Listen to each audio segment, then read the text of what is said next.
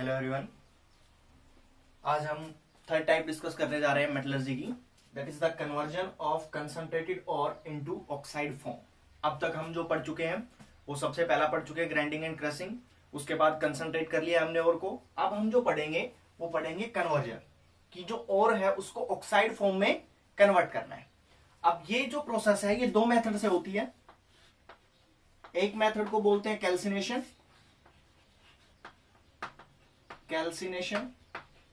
And second one is the roasting.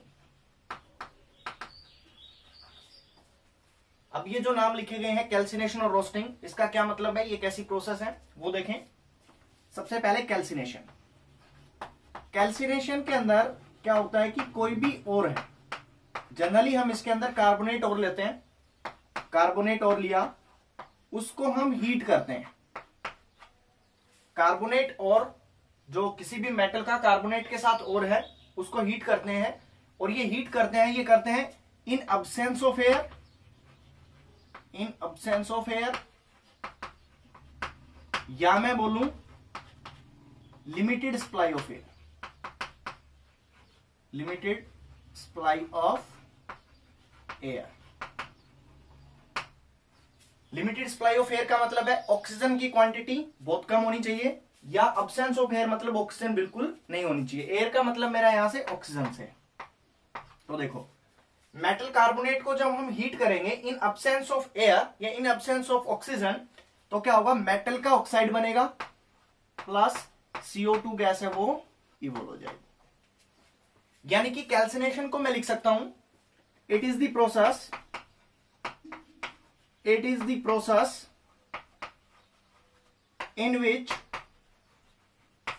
in which concentrated ore is heated in absence or limited supply of oxygen is called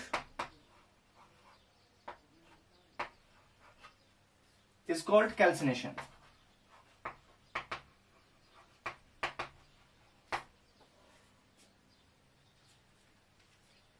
ऐसा लिख लो, the process in which concentrated ore is heated in absence or limited supply of oxygen is called calcination. अब जो calcination होता है generally वो हम करवाते हैं जो कार्बोनेट और है, यानी कि in calcination carbonate ore is converted to metal oxide, यानी कि it is generally for carbonate ores. जैसे मैं बात करूं कि हमारे पास जिंक का कार्बोनेट ZnCO3 को हमने क्या बोला था, कैलामाइन हो रही है। अगर मैं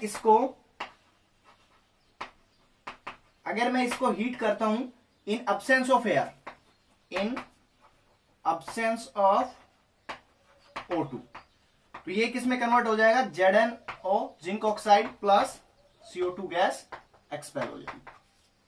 दूसरा एग्जांपल, जैसे हम ले लेते हैं कार्बोनेट और आयरन का कार्बोनेट ले लिया, तो आयरन का कार्बोनेट यानी कि FeCO3, जब मैं इसको हीट करूंगा in limited supply of air या अब्सेंस ऑफ O2, तो ये अपने पास बनेगा FeO प्लस CO2, और CO2 गैस है वो एक्सपेल हो जाएगी। इसको हम क्या नाम देते हैं, FeCO3 आयरन का और है जिसको हम क्या बोलते हैं, सिडराइट। तो ये क्या है, इसका नाम हो गया सिडराइट। नेक्स्ट, इसके अंदर क्या होता है, जब हम ये प्रोसेस करवाते हैं, इस प्रोसेस के अंदर जब हम लिमिटेड सप्लाई ऑफ ऑक्सीजन में हीट करते हैं या अब्सेंस ऑफ ऑक्सीजन में हीट करते हैं और को, तो अगर और के अंदर मॉइस्चर प्रेजेंट है, मॉइस्चर का मतलब वाटर मॉलिक्यूल अगर प्रेजेंट है, तो वाटर मॉलिक्यूल भी एक्सपेल कर जाते हैं, इवेपोरेट हो जाते हैं। जैसे इसमें हम ये भी लिख सकते हैं, ये कार्बोनेट और के लिए क्या जाता है, और इसके अंदर नेक्स्ट पॉइंट एग्जांपल लिख रहा हूं मैं, जैसे बॉक्साइड है Al2O3 dot twice of H2, ये क्या है, बॉक्साइट। जब हम इसको हीट करेंगे तो इससे क्या होगा, एक तो एल्यूमिना मिलेगा Al2O3 प्लस जो वाटर मॉलिक्यूल है वो इवेपोरेट हो जाएंगे, बाहर चले जाएंगे। तो आप ये भी बोल सकते हो कि इसके अंदर in this process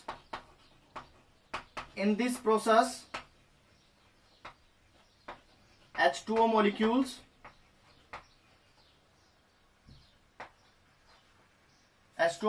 which are present in ore are evaporated. In this process H2O molecule evaporates which are present along with ore. तो ये आपके पास कैल्सिनेशन है। अगर मैं रोस्टिंग की बात करता हूं, ये तो हो गया कैल्सिनेशन। अगर हम बात करें रोस्टिंग की,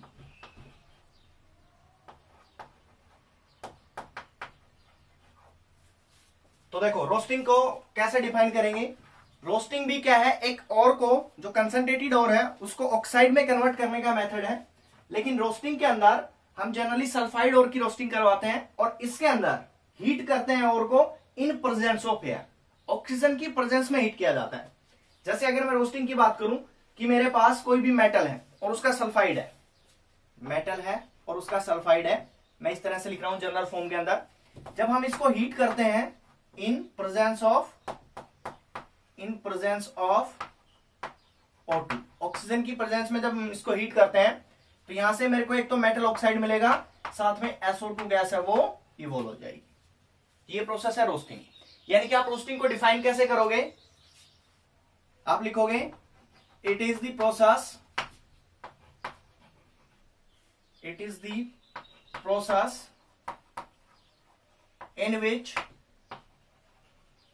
in which concentrated ore is converted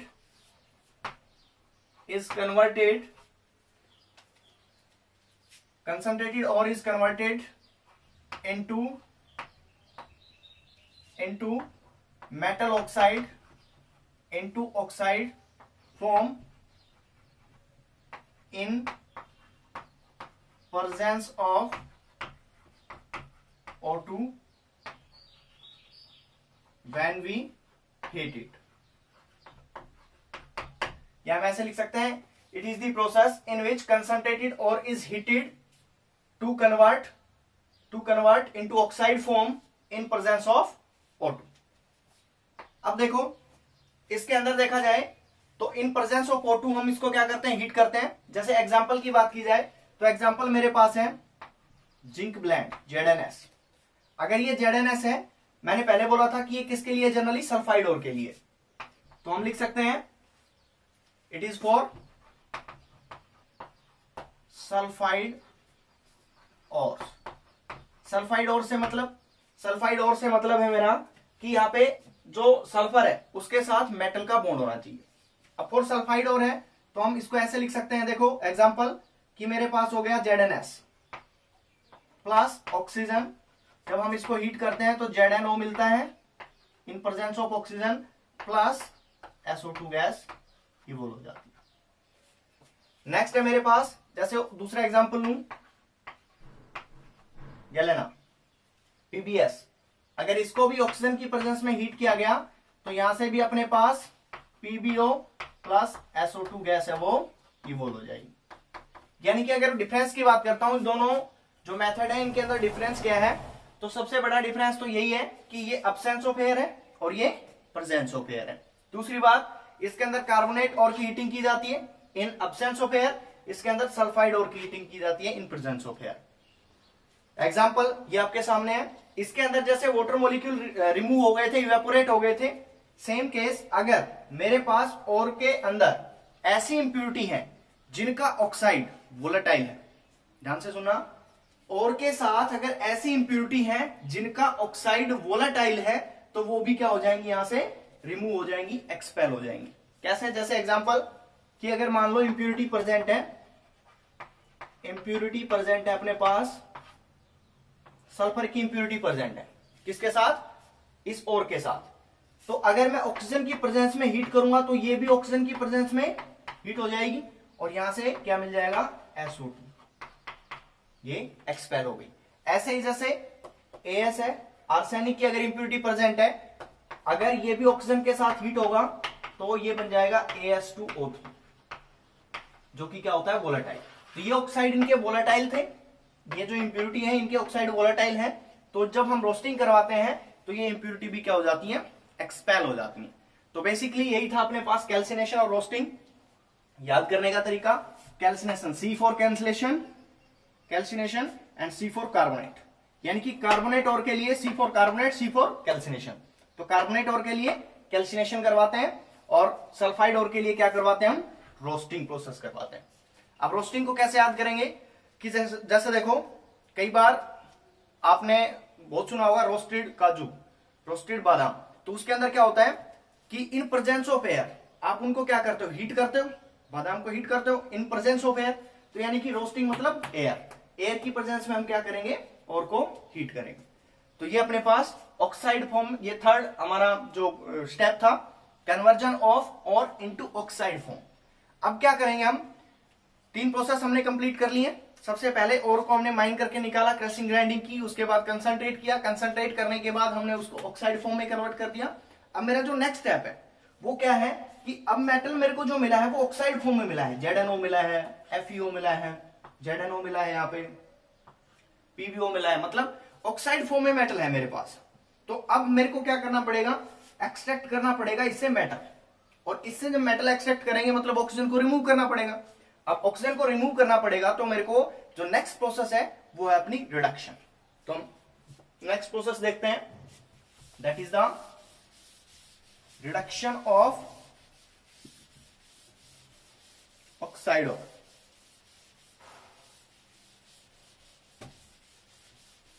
यानी कि reduction of ore.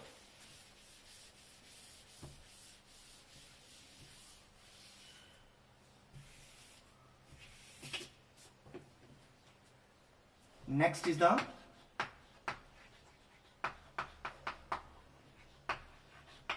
reduction of ore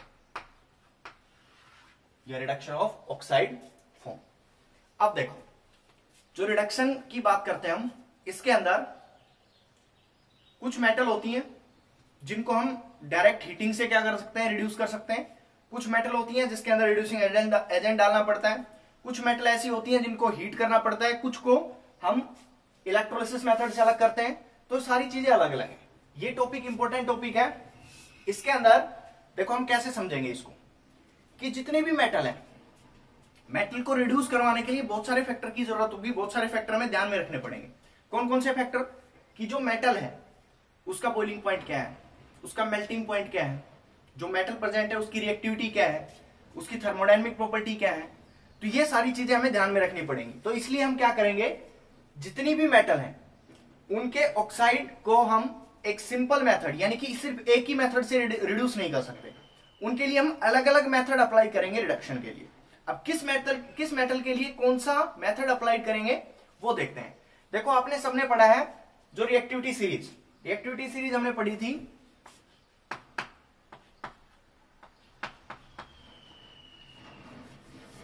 lithium, potassium, sodium, उसके बाद मैग्नीशियम, एल्यूमिनियम।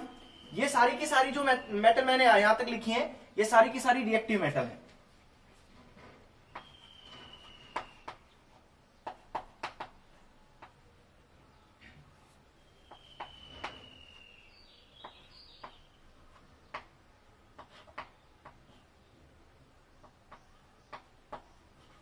ये रिएक्टिविटी सीरीज अपने पास। अब ये जो रिएक्टिविटी सीरीज है इसके अंदर अगर देखा जाए, इसके अंदर Hg यहां पे आएगा। बेसिकली ये अपने पास है जिंक और क्रोमियम, ठीक है। अब देखो ये रिएक्टिविटी सीरीज है।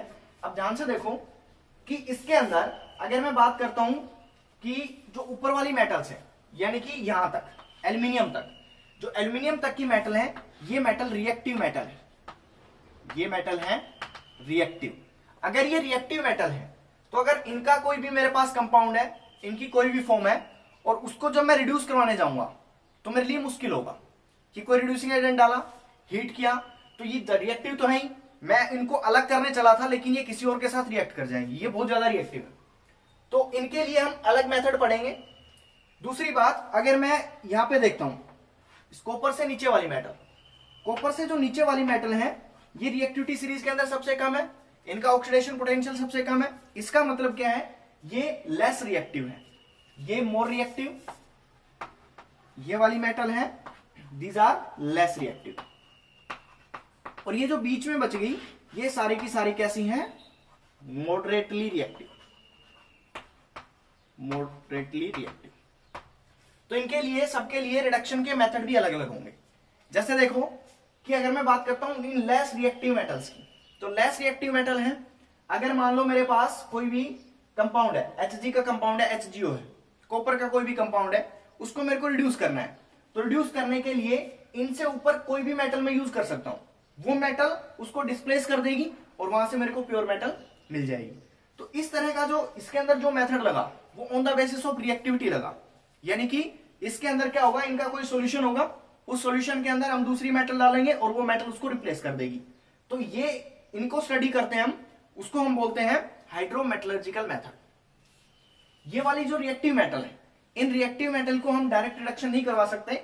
इनका रिडक्शन करवाने के लिए हमें क्या करना पड़ेगा, इलेक्ट्रोकेमिस्ट्री की हेल्प लेनी पड़ेगी और इलेक्ट्रोलिटिक सेल के अंदर इनका रिडक्शन करवाना पड़ेगा। उससे क्या होगा, उससे इनको हम इजीली ऑब्टेन कर सकते हैं प्योर फॉर्म के अंदर। अगर मैं क्या करता हूं कि ये कोई भी मेटल, नीचे वाली कोई मेटल यूज करता हूं या कोई रिड्यूसिंग एजेंट यूज करता हूं इनके लिए, तो क्या होगा, जैसे कार्बन यूज किया तो ये रिड्यूस होने हो सकता है कार्बाइड बना दे उसके साथ, मतलब ये रिएक्टिव है, जो रिड्यूसिंग एजेंट डाला है उसके साथ रिएक्ट करके ये उसी के साथ कोई ना कोई कंपाउंड बना सकती है। तो इसलिए, और फिर उस कंपाउंड को आइसोलेट करना अलग होगा। तो चले तो थे हम क्या करने, इसको आइसोलेट करने, मतलब निकालने, लेकिन इसने रिएक्ट करके एक और कंपाउंड बना दिया नया, तो ये हमारे लिए दिक्कत हो जाएगी। तो क्या करेंगे हम, जो मेटलर्जिकल प्रोसेस है, रिडक्शन प्रोसेस है, उसको 3 कैटेगरी में डिवाइड कर लेते हैं। यहां पे जो रिडक्शन की मेटलर्जी है उसको हम 3 कैटेगरी में डिवाइड करके पढ़ते हैं। सबसे पहला तो उन मेटल्स के लिए जो सबसे ज्यादा रिएक्टिव है, उन मेटल्स के लिए हम जो मेथड यूज करते हैं उसको बोलते हैं इलेक्ट्रोमेटलर्जी। इलेक्ट्रोमेटलर्जी, जैसा कि नाम से पता लग रहा है, इलेक्ट्रो मतलब इलेक्ट्रिसिटी इन्वॉल्व होगी, इलेक्ट्रिसिटी इन्वॉल्व होगी इसके अंदर, इलेक्ट्रिसिटी की इन्वॉल्वमेंट होगी। और ये हम किसके लिए कर सकते हैं, ये उन मेटल्स के लिए करेंगे जो बहुत ज्यादा रिएक्टिव होती हैं। रिएक्टिव मेटल कौन सी होती है, अगर पीरियोडिक टेबल में भी देखा जाए तो जो ग्रुप फर्स्ट, ग्रुप सेकंड है वो ज्यादा रिएक्टिव है, मेटल है, इलेक्ट्रोपॉजिटिव नेचर की होती है। और वो ज्यादा रिएक्टिव क्यों है, क्योंकि उनकी आयनाइजेशन एनर्जी कम होती है। तो वो सारी चीजें हमें पता है। तो इलेक्ट्रिसिटी इन्वॉल्व होती है इसके अंदर, और इसका एग्जाम्पल हो गया जितने भी ग्रुप फर्स्ट की मेटल है, ग्रुप सेकंड की मेटल है और एल्यूमिनियम है, इनके लिए हम ये वाला मेथड यूज करेंगे।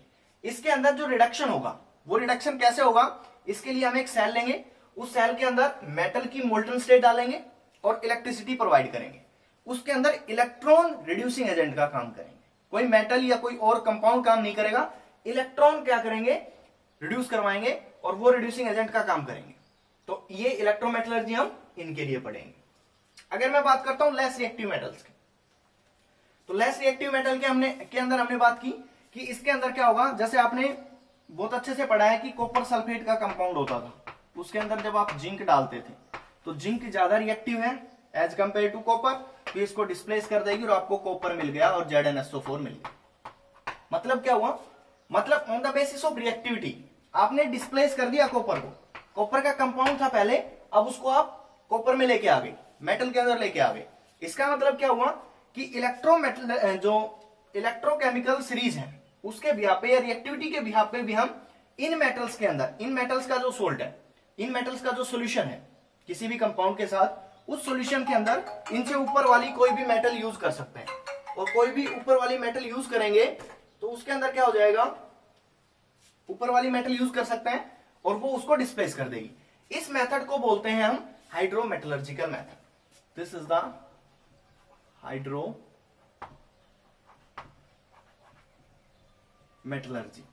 अब हाइड्रोमेटलर्जी के अंदर क्या होता है कि इसका कोई कंपाउंड होगा, जो लेस रिएक्टिव मेटल है उनका कंपाउंड होगा, उसके अंदर हम कोई मेटल ऊपर से डालेंगे जो डिस्प्लेस करेगी। मतलब इसके अंदर क्या होगा, सॉल्यूशन इन्वॉल्व होगा, पहली बात तो सॉल्यूशन इज इन्वॉल्व,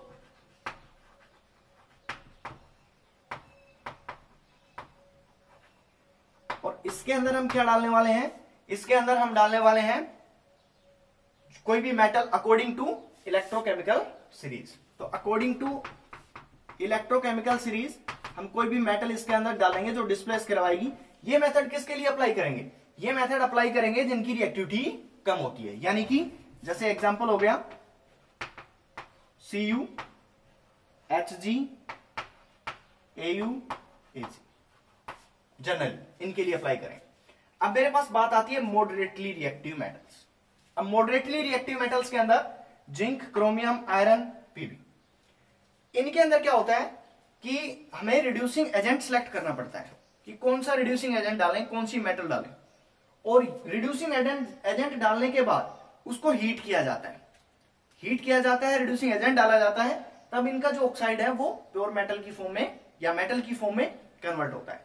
कहने का मतलब ये हुआ इनका reduction in presence of temperature होता है और रिड्यूसिंग एजेंट होता है, इसलिए इस तरह की मेटलर्जी को हम नाम देते हैं पायरोमेटलर्जी। इसको बोलते हैं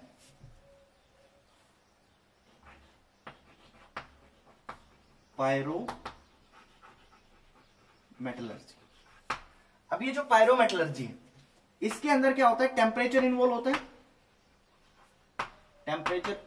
है, और ये हम किसके लिए करते हैं, मॉडरेटली रिएक्टिव मेटल्स। अब मॉडरेटली रिएक्टिव मेटल्स कौन सी हैं, जो यहां पे लिखी गई हैं, कौन कौन सी, जिंक हो गया, क्रोमियम हो गया, आयरन हो गया, पीबी हो गया, इनके लिए हम ये वाला मेथड यूज करते हैं। अब देखो क्या होगा कि ये जो हमने मेटल लिखी यहां पे, ये सारी की सारी जो मेटल है इनके लिए अलग अलग रिड्यूसिंग एजेंट की जरूरत पड़ती है। मतलब किसी के लिए कोई बेटर रिड्यूसिंग एजेंट है, किसी के लिए कोई बेटर रिड्यूसिंग एजेंट है। मतलब ये नहीं है कि सबके लिए मैं एक ही तरह का रिड्यूसिंग एजेंट यूज कर सकता हूं। तो उसके लिए क्या करना पड़ेगा, फिर उसके लिए हमें इसकी डिटेल स्टडी करनी पड़ेगी और पायरोमेटलर्जी को हम डिटेल में पढ़ेंगे। पायरोमेटलर्जी एलिंगम डायग्राम, उससे मेरे को पता लगेगा कि किस मेटल के लिए मैं कौन सा रिड्यूसिंग एजेंट चूज कर सकता हूं, कौन मेटल अपने आप सेल्फ रिडक्शन में जा सकती है, कि मतलब जैसे ऑक्साइड है अगर उसको सिंपल हीट किया जाए तो ऑक्सीजन बाहर निकल जाए और मेटल अलग हो जाए। तो इसका मतलब ये हुआ पायरोमेटलर्जी को हम नेक्स्ट क्लास में एलिंगम डायग्राम के थ्रू अच्छे से डिस्कस करेंगे। तो ये था एक बेसिक आउटलाइन किसकी, रिडक्शन ऑफ ओर के लिए।